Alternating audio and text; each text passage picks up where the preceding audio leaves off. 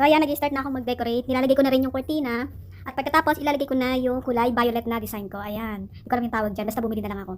Ayan, nagbomba na ako ng balloons. At pagkatapos, ayan na, tapos na. Nalagay ko na yung happy birthday. Tapos ngayon, dinidikit ko na lang yung mga picture na pinirint ko. Okay. At ayan, pagkatapos, papalitan ko ng balot yung mesa. Kulay dilaw ang ilalagay ko. So ayan, binubomba ko na yung balloon at ilalagay ko yan dyan sa may upuan.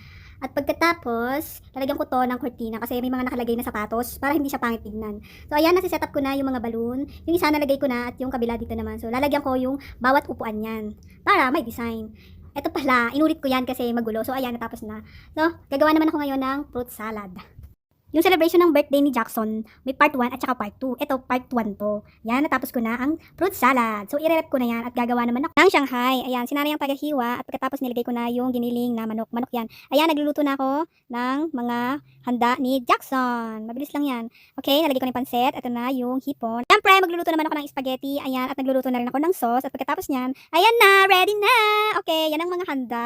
Ito ang first batch ng birthday ni Jackson. First birthday ni Jackson. Ipapakita ko yung picture namin nung part 1 ng birthday ni Jackson na yan. Ito na ang part 2. So ngayon pupunta kami sa Tito Rins para kunin yung handa ni Jackson kasi nagpaluto na lang siya si Ate Nora doon sa Tito Rins. So let's go! Malapit lang naman yung Tito Rins, kaya mabilis lang kami niyan. Okay, naririto na kami sa Tito Rins. Okay, so let's go. Bababa na kami. Yan o, Tito Rins, di ba? Sarap yung luto ng Tito Rins, kaya si Ate Nora pag may birthday dito talaga siya nag-order. Ang in-order ni Ate Nor, paella, panset, Shanghai, at saka chapsuy. Yun ang mga in-order niya.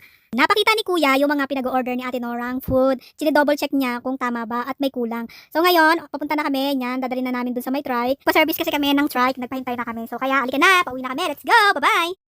Okay, naririto na kami. At ayan na, nalagay na namin yung mga food sa mesa. So, ipapakita ko. Ayan. O, diba? Look yummy. Mamaya, kakainin na namin yan. I'm so excited. Yan o, birthday ni Jackson. Happy birthday to you.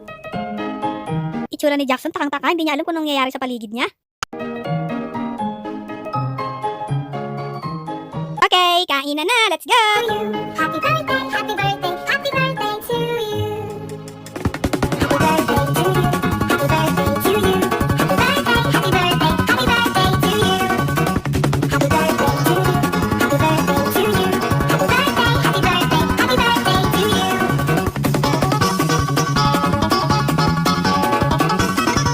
So ayan, hanggang dito na lang ang video ng birthday. So may share lang ako. Share ko lang din na nag-birthday si Elaine kasi magkasunod sila ng month ni Jackson. Happy birthday to you.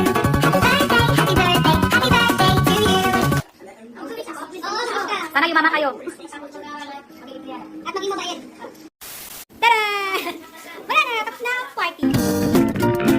So ayan, gumawa ko ng pintuan ng divider. Ito kasi yan. Hoy, ano naman yan? Guguloy mo na naman yan dyan. Ayun. Malupit, talagang bata. Damputin mo yan, Jackson. Damputin mo. So ayan, I'm going to start. Ipapakita ko lang yung mga materials at wala akong pang-straight kaya ang ginamit ko yung kahoy. O yan. At mag-i-start na akong ligariin ang plywood. Para sa akin, madali lang naman yung pagliligari.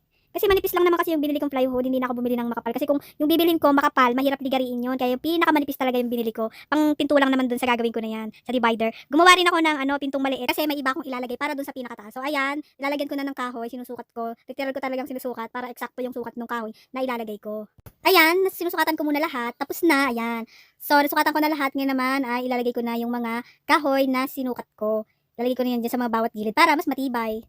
Yung ginamit kong pako dyan, yung pinakamaliit na pako, meron naman nabibili nun sa hardware. Ayan, patapos na ako. Yung maliit naman na pinto, yung ginagawa ko. Katapos niyan, ay magpipintura na ako niyan. O yan, nag-start na ako magpintura niyan. Yung malaki muna yung inuna ko para mas mabilis. Yan, patapos na ako ng first coating dun sa may pintuan na malaki. Kaya, yung maliit naman yung pipinturahan ko. Ayan. Nag-start akong gawin yung pintuan nung gabi, pero natapos ko nung gabi na yon mismo. Tapos, napagod na ako nung gabi na yon, kaya ito, umaga ko na pininturahan. So, ayan, second coating na yan. Pinipinturahan ko na ng second coating. Yan, patapos na ako. Ngayon, yung maliit naman yung pipinturahan ko niyan. Okay, ang bilis ko lang, di ba? Ayan, patapos na ako. Kaya, ang una kong ilalagay, yung maliit na pinto na ginawa ko. Bali, nilalagyan ko yan ng padlock. Wala, gusto ko lang para pag meron akong importanteng ilalagay, pwede ko siyang ilak. Kailangan ko talaga lagyan to ng mga pinto. Para pag dumarating si Jackson, kasi makalkal kasi yung bata na yon, si Jackson. Pag binuksan niya, hindi niya mabubuksan agad-agad. Pero dinala ko lang naman yung pag naririyan siya. Pero pag wala siya, tinatanggal ko kasi nga, pagka nabubuksan niya yan, tinatanggal niya lahat ng mga nakalagay dyan. Ganun yung ginagawa ni Jackson. So ayan, kinakabit ko na yung malaking pintuan. Tapos ayan, naririyan na ako sa may baba.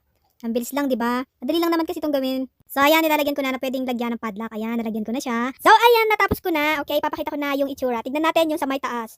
Okay, ayan, o, di ba? Ayos. Ito naman yung sa may kabilang pintuan. Ayan, yung mga laman yan. Puro mga paninda yan. Okay, hanggang dito na lang, mga bebesh. Thanks for watching.